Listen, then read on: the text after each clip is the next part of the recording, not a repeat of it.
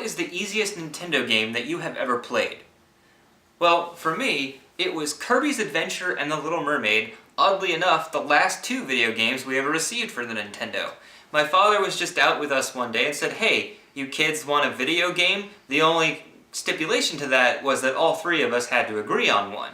So both my sisters saw the Little Mermaid and wanted it, and I was just like, cool, underwater game. And yeah, it's easier than Kirby's Adventure. In Kirby's Adventure, some of the later bosses can get kind of tough, like the vampire magic ball like triple boss fight, as well as the boss rush feature that you unlock after you beat the game. But the Little Mermaid, yeah, that game is so easy, like you will barely ever die. Like, and if you do die at a boss, you can easily learn their pattern almost instantly and come back and win. So for this episode, I'm going to be going over The Little Mermaid, the only Nintendo game I had with a female protagonist, as well as the easiest video game we had ever owned.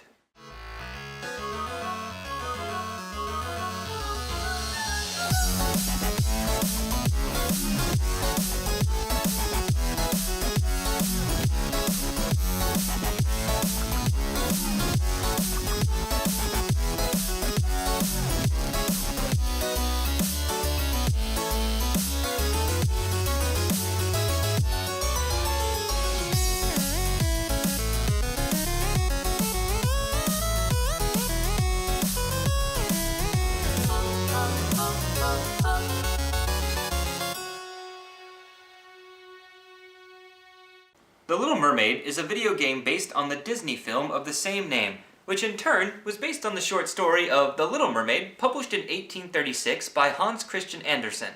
The story was originally published, along with other stories, in the book Fairy Tales for Children. The game was created by Capcom, the same company responsible for Rescue Rangers and DuckTales. Now, I remember I actually watched a live-action version of the Little Mermaid at one point, and I could have sworn I remembered her soul being turned into sea foam, with the last shot being the waves washing up against the shore that were to indicate her soul that no longer existed. Yeah, that's some pretty dark stuff. Old school fairy tales didn't fuck around. But I couldn't find this anywhere. There only seemed to be one live-action version of The Little Mermaid, and it was Fairy Tale Theater. Fairy Tale Theater was a show that lasted 6 years and actually showcased fairy tales the original way they were told, not the actual dumbed-down kids version. So, I looked on YouTube. I started watching a lot of Little Mermaid variations to see if I could find this thing I remembered. And, oh god, I found this show called Saban's Adventures of the Little Mermaid. It came out in 1991, which was 2 years after the Disney movie, but a year before Disney's animated Little Mermaid. And my god, it is the worst iteration of the show I have ever seen. I watched the theme song and I couldn't get 5 minutes in before I just, stopped. It was really, really bad.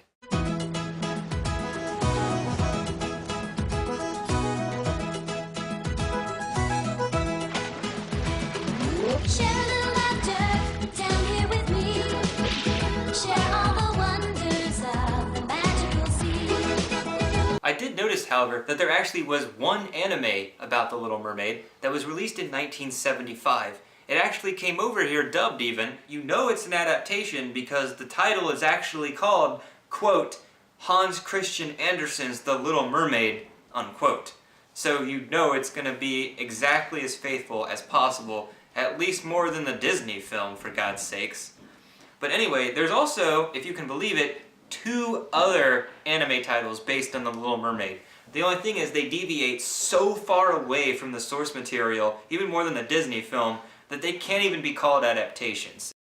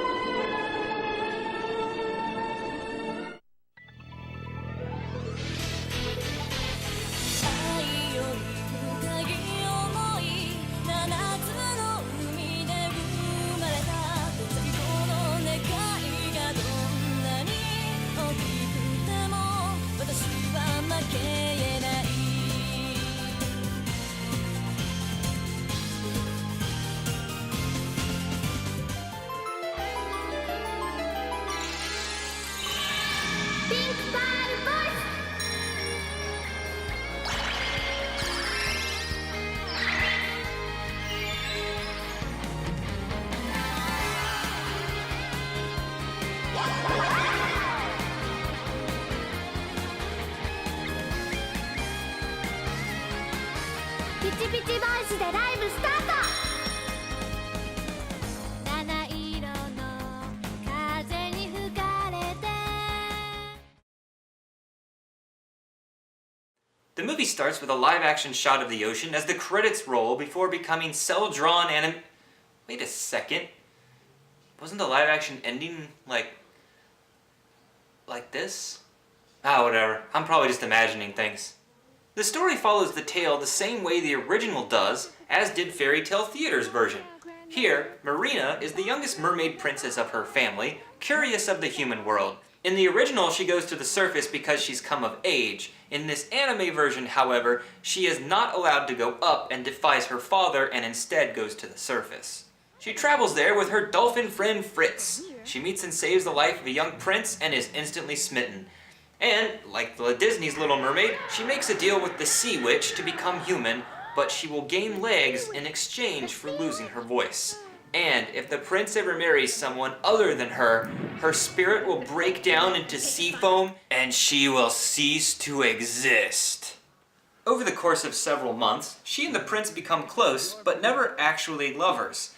The prince eventually meets the girl of his dreams, and the day before the wedding, Marina is actually given a dagger that, if it pierces the heart of the prince, she'll be able to become human again. His death to prevent hers. However, she can't kill the person she loves, even if he's not going to be with her, because she's just happy that he has found happiness himself. The prince's happiness is my happiness. Due to her good nature, instead of her parent dissolving, she is actually given to heaven and allowed to continue existing as a spirit. In the live-action movie, she watches over the prince and his new wife for the rest of their lives like a spiritual stalker. One thing, psychologically speaking, that I thought was pretty odd is the prince wants to marry who saved his life, but he really thinks about it in the wrong way possible. You see, the Little Mermaid Marina saved his life, but then when he woke up, he saw another girl and thought that was the girl that saved his life. He eventually marries that girl. Now, is he only married her because he thinks that she saved his life? Are they really in love? I mean, is this just going to be a relationship that breaks apart in a few years? Because, I don't know, this just seems really messed up to me. Also, in the anime, it ends with him actually realizing it actually was her that saved his life, which is not really given in any of the other adaptations. So this also brings even more like the relationship will fall apart even early on as he goes, "Oh God, I just married the wrong girl!" Somewhere across the decades, one major change has actually happened in the adaptations. In the original story, mermaids do not have souls and always dissolve into sea foam, whereas humans actually have souls and exist forever. Now, as the adaptations have gone along into the decades, they've actually removed that part in a few of them. And now, the dissolving of the soul into sea foam is now actually only identified as the curse that the Sea Witch gives to the Little Mermaid. So it's a really odd thing, but it's one of the major changes that has happened over time.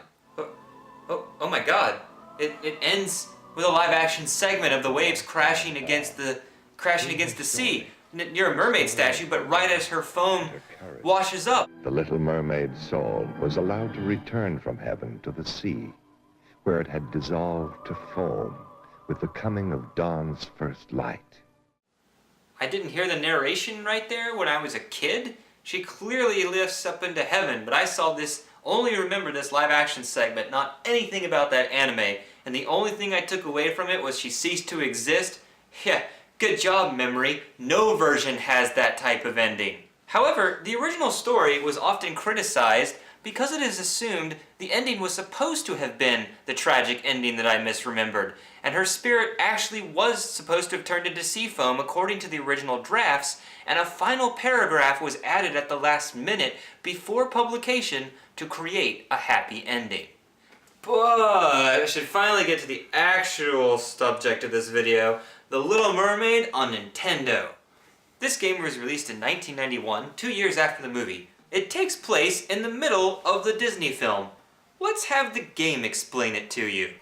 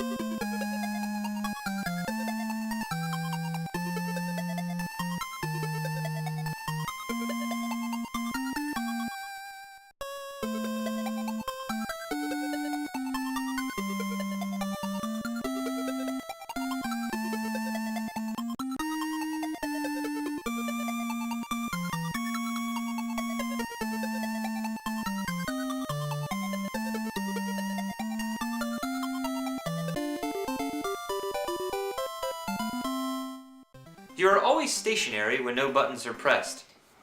You can just hit up to move up. And if you want to move to the right, all you have to do is tap the right button.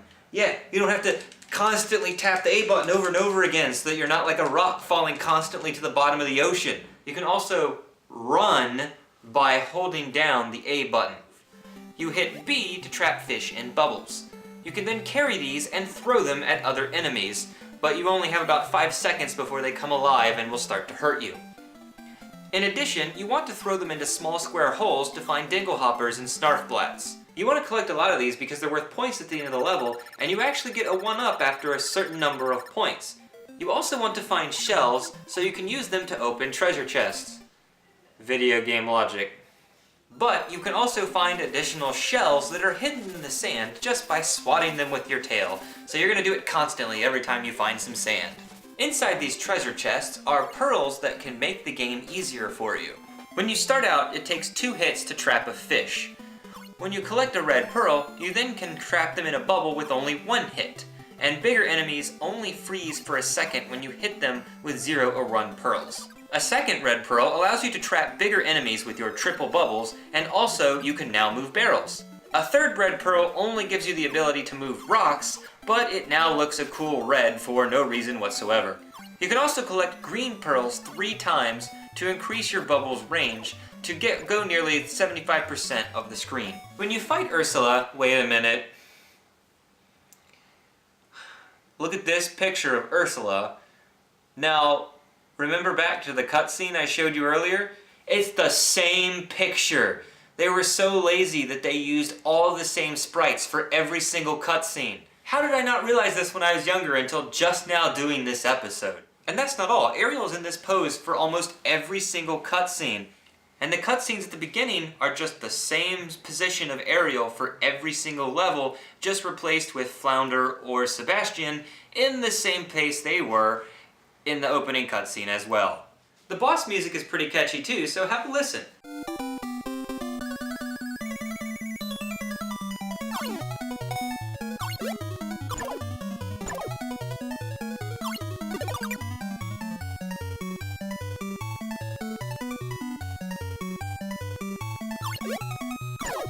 In fact, there's probably only around 3 songs for this game, but each of them are interesting enough that I wouldn't mind having them on a video game soundtrack. The bosses are pretty interesting too, and there's a little variety between each one as well. You actually get to fight characters from the movie, such as the shark from the opening scene, as well as Flotsam and Jetsam, Ursula's henchmen, and Ursula herself. Now, let's see who we get to fight for levels 3 and 4 who aren't based on the movie. Huh. A walrus and a fish conductor. Alright, I have always, upon completion, gone to see what kind of hacks people have created for almost every game I've played that's from Nintendo, Super Nintendo, Genesis, and you're not going to believe the hack that exists for Little Mermaid. Though knowing what happens on the internet, I'm sure you won't be shocked. The hack of the video game is called The Naked Little Mermaid. I am not joking here with you. Yeah, it replaces all the cutscenes so you get to see Ursula and Ariel's boobs. Yeah, you excited about that in that 8-bit glory? And oh no, there's not just stuff for the men, there's stuff for the ladies. For all of Eric and King Triton are completely in the buff as well. And probably the stupidest part of the hack is you get to start. You basically play Ariel, I guess, naked, but all they really did was remove the shells except for 1 dot and made that her nipple. Yeah, very creative, guys. Anyway, back to more normal means. Someone actually did make a hack where they tried to make it harder, but all they did was just place barriers in the way of the normal levels, and that doesn't really make it harder and didn't look interesting enough to play. And there was also apparently a website that told me someone made a hack with Misty from Pokemon, and instead of fish, you actually trap different Pokemon in the bubbles. But I wasn't actually able to find this ROM, and it might have actually been a fool's joke. So I've only ever played the Nintendo game, so let's see what the Game Boy version of The Little Mermaid is like. Now, so I'll let you on a little secret. This Game Boy version of The Little Mermaid, it's the exact same game as the Nintendo one. Yeah, if you want it portable, that's it. The cutscenes, just black and white importations of the Nintendo, but the actual differences are, 1, the 1-up cage in the first level is actually reversed. Yeah, I was able to spot this because I actually played the game enough to even spot it the first go-round on the Game Boy. And the second is the fish conductor boss, that easy one. His fish don't even go up to the top of the screen, so you can just hide out there and then slowly duck down and not worry about getting hurt when you catch a fish. And third, Ursula in the Game Boy version only summons fish and seahorses at you. In the Nintendo, she actually also summons, in addition, the starfish and the spikies that you can't do anything other than just avoid. But that's not all for the Little Mermaid. Yeah, you think those are the only video games that were made? No, there was one for the Sega Genesis. Ariel's The Little Mermaid is, oh, it's not even here because it was so bad I got rid of it within 3 months of playing it. Yeah, it is that bad. So bad that I'm not even playing it again for this review. I'm just catching screenshots from YouTube without crediting people. I mean, playing it again. It was made by Blue Sky Software instead of Capcom. Now, the theme song, here, just listen. It tricks you into thinking you're about to play a good game.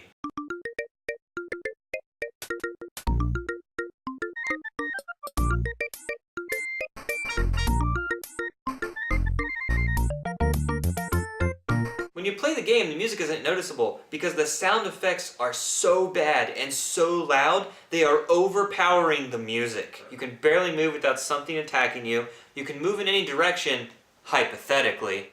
Then there are levels where you're under a ship's mast and you can't go through enemies. They just constantly shoot you and you're always going to get hit, so you just have to prepare for it. And Ariel moves very, very slowly. And due to the number of enemies, she moves slower due to the additional slowdown of the hardware not being able to process it all. So yeah, you have to deal with the slowdown, the controls are stiff, you get stuck going through every space and knocking on every wall. The control is just really hard to describe without showing you. You not only get hit by everything, you might as well run rather than fight because you're always going to get hit, especially by the freaking sharks, and anytime you're in that mast area. And when enemies die, you will still get hit by them until they're off the screen completely.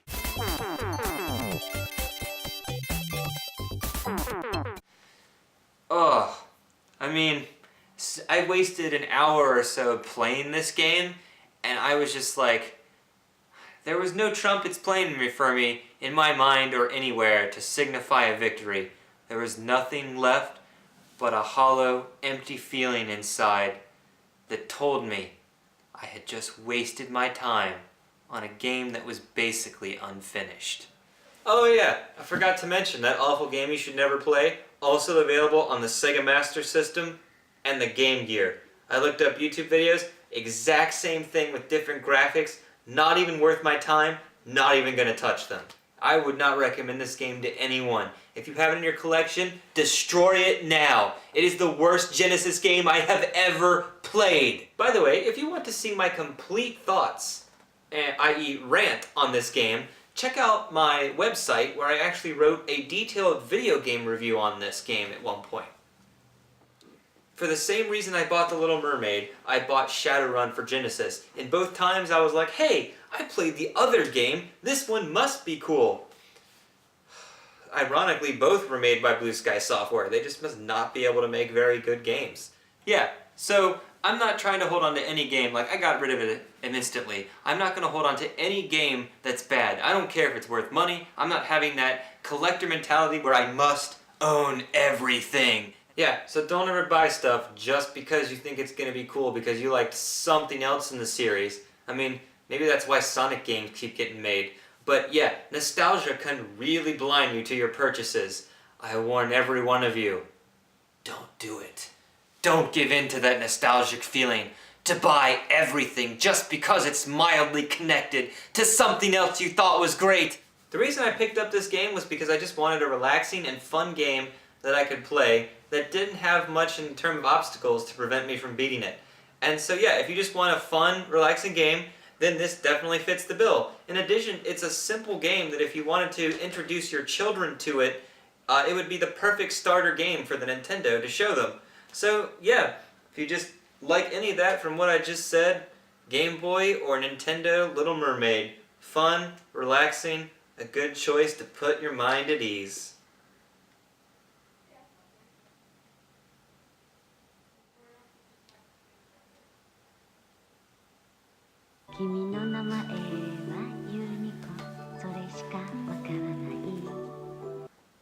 Hello? Hey Sean, how you doing? I know you love those stealth games with the thief. Well, a new company just started making them, and I'm gonna buy them all. No! No, you fool!